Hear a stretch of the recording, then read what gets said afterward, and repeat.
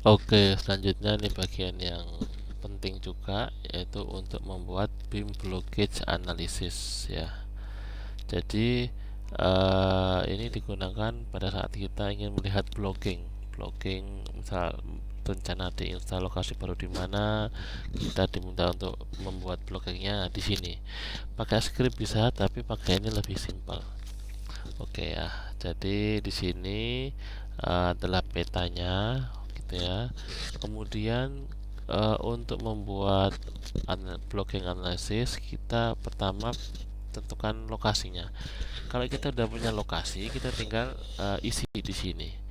Di sini misal manual gitu ya, latitudenya min 6,123 misal. Kemudian longitudenya 8,321, kita range untuk Simex misalkan ke dari 220 km. Kemudian oke, sampai sini dulu. Kemudian draw radius. Nah, kamu akan muncul sesuai dengan lokasi ini. Misalkan kita belum punya, kita bisa, misalkan kita belum tahu, kita untuk mau lihat-lihat aja nih, kita bisa langsung klik kiri di petanya, klik kiri, oke. Nanti dia akan langsung otomatis berubah di sini. Nah, klik kiri sini misal gitu ya. Misal kita oke, yang di Kalimantan ini belum ada nih, misal di mana, nggak di sini gitu ya. Klik kiri sini, klik, nah ini kan berubah. Nah, draw radius ini untuk klik untuk melihat radiusnya. Kalau misalkan kita expand misalnya 100 kilo, kita draw radius, maka akan berubah.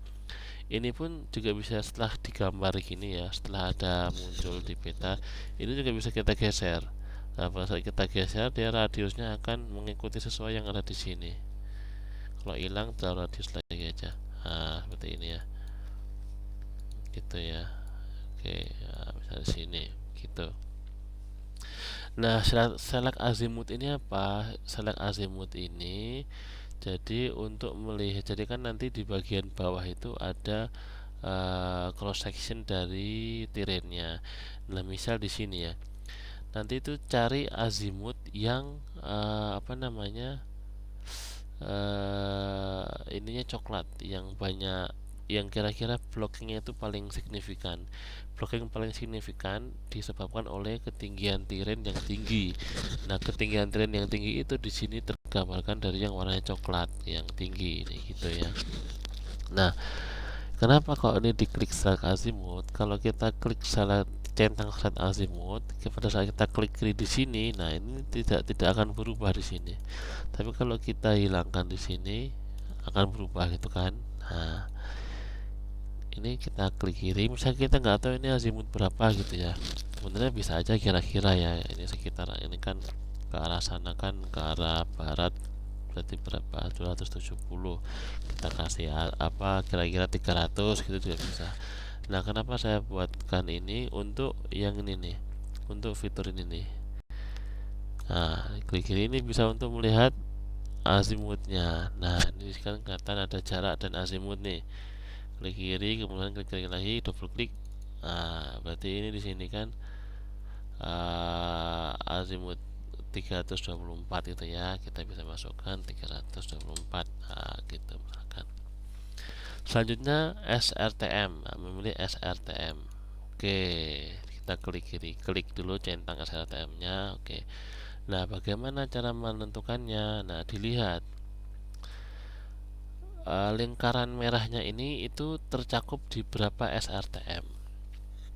Misalkan ini 100 kilo, bukan cuma ada dua nih, dua SRTM ya. Nah, ini harus sampai apa, muncul pop up-nya. Misalkan ini saya kasih S-band gitu ya, S-band 400 kilo dalam radius. Nah, dia kan hampir semuanya nih. Atau 350 lah, 350. Oke. Berarti kan ada 4 SRTM yang beririsan ya. Nah, ini di sini ini diisi SRTM-nya. Bagaimana cara mengisinya? Kalau 4 SRTM, maka yang diklikkan yang SRTM 1 itu yang kiri atas, SRTM 2 kiri bawah, SRTM 3 kanan atas, SRTM 4 kanan bawah. Oke, kita isi ya. SRTM1 berapa di sini, caranya dipilih, klik kanan, set as SRTM1, maka di sini akan muncul nanti. SRTM2 kiri bawah, klik kanan, SRTM2. Oke. SRTM3 kanan atas. Oke, SRTM4 kanan bawah. Gitu. Nah, kalau misalkan cuma dua, kita ubah ya. Misal 100 tadi ya. Nah, ini kan cuma dua nih, atas bawah, ya udah atas bawah. Kalau misalkan nanti ini saya klik, saya pindahkan sini misalkan. Oke, nah, atau di sini aja. Nah, ini ya, kiri kanan, dua kiri kanan, ya udah dua kiri kanan. Jadi misalnya satu SRTM aja, atau dua, atau empat. Nah, satu, dua, atau empat. Nggak bisa cuma tiga. Pilihannya cuma itu ya. Satu SRTM. Kalau cuma satu ya, misal di sini nih ya, kita pilih satu aja. SRTM satu, yang lain dihapus. Ini dihapus. Seperti itu. Ini dihapus, dihapus. Oke. Kalau misalnya milih empat di sini, ini kan walaupun kecil tapi dia membutuhkan 4 SRTM ya, kita pilih nih. Ini ke satu, kiri bawah, kanan atas 3, kanan bawah 4. Oke. Kemudian title di sini judulnya itu tidak boleh menggunakan spasi. Kita misalkan lokasi underscore sampel underscore 1. Oke. Kemudian di create BBA. Nanti dia akan otomatis membuat pada sehingga saya elevasi 0,5, 1 dan 1,5. Nanti diperbarui akan ada pilihan untuk elevasi. Coba kita create. Ini agak sedikit lama ya, nanti silahkan ditunggu dulu. Sambil menunggu, mungkin ini informasi BPA ini sangat banget diperlukan untuk kegiatan survei lokasi. Jadi pada saat kita mau survei lokasi, alangkah baiknya kita mengetahui dulu gimana blockingnya, kira-kira blocking, karena itu nanti diperlukan untuk dokumentasi pada survei. Sebelum itu mungkin saya buka QGIS karena nanti outputnya, salah satu outputnya dalam format JSON itu bisa dibuka di dalam QGIS. Oke, kita tunggu dulu sambil buka QGIS. New aja. Oke, saya minimize. Ini masih proses ya, masih proses. Jadi nanti ditunggu sampai centang. Kenapa lama? Karena dia menganalisis SRTM-nya itu. SRTM-nya ini sudah resolusi 30 meter kalau nggak salah ya. Bisa aja sih diupdate menjadi resolusi 1 meter yang DEMNAS, tapi sepertinya sampai saat ini resolusi 30 meter udah memberikan hasil yang representatif.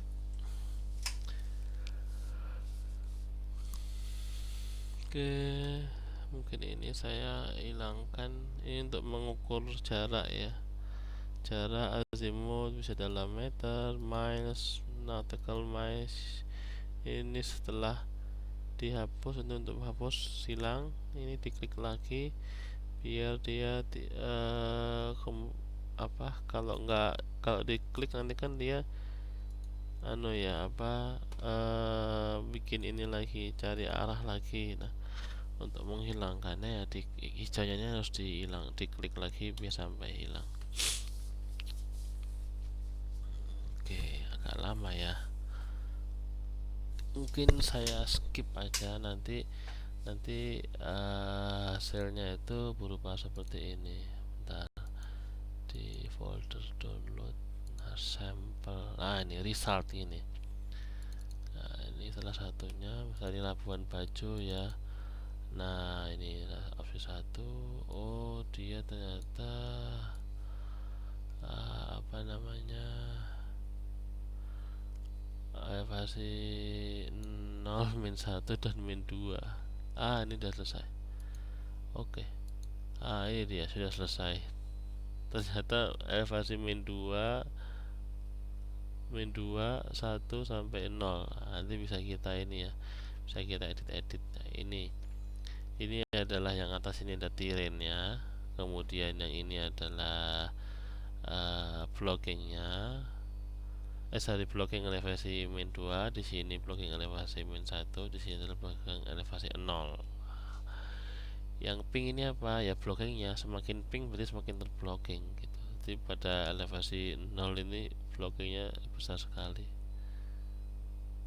Apa kebalik, malah ini kayaknya ini yang min 2 deh ya. Ini kayaknya min 2 nih, semakin banyak blocking ini 0 nih kalau salah nih ya. Nah, ini tadi yang saya bilang, ini adalah cross section dari tirennya pada arah azimut 324, seperti itu. Ini bisa di download. Oke, ini hasilnya.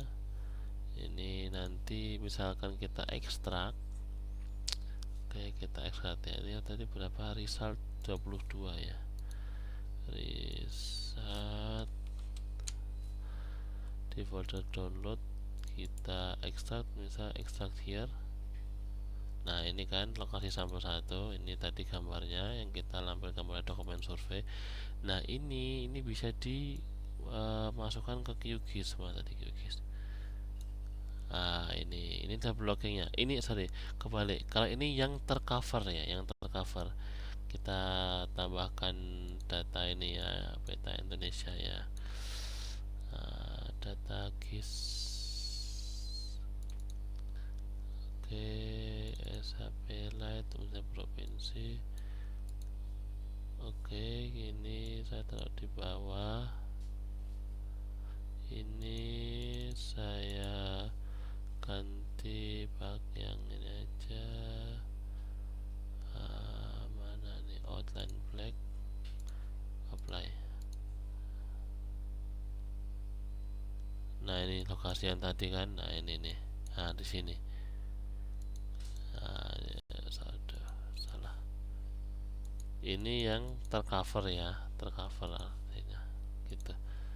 Kalau mau dibuka di QGIS juga bisa seperti itu. Oke, terima kasih. Semoga bermanfaat. Mana tadi? Oke.